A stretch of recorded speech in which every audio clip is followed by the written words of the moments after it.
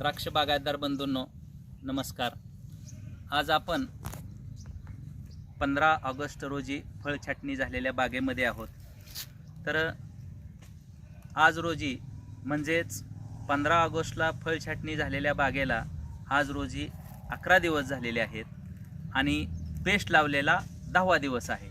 तर मित्र हो, ही बाग छाटल्यानंतर लगेचच हायड्रोजन सायनामाइडची पेस्ट झाल्यानंतर या शेतकरी बंधूने चांगल्या पद्धतीने खोड आणि ओलांडा हे इमिडाक्लोपिडने धुवून घेतलेला आहे, जेणेकरून येणाऱ्या हंगामामध्ये आपल्याला पिट्या ढेकून किंवा मिलीबग प्रादुर्भाव हा कमी प्रमाणात जाणवेल किंवा चांगल्या पद्धतीने त्याचं व्यवस्थापन होणार आहे।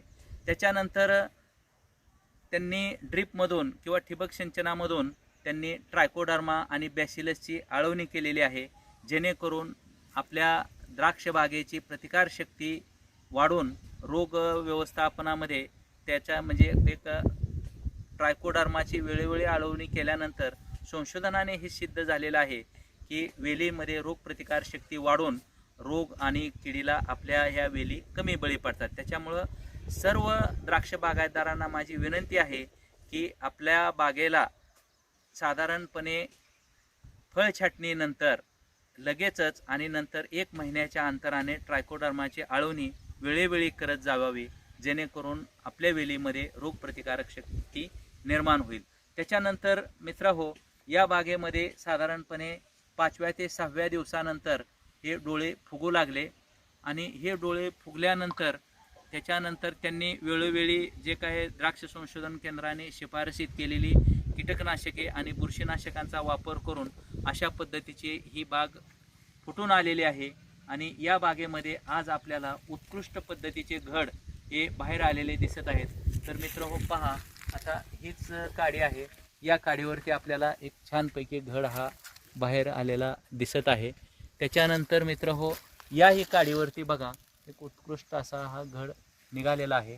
त्याच्यानंतर मला वाटतं याही काडीमध्ये पहा, हा या काडीला सुद्धा घड आहे। त्याच्यानंतर या काडीमध्ये सुद्धा घड बाहेर निघालेला आहे।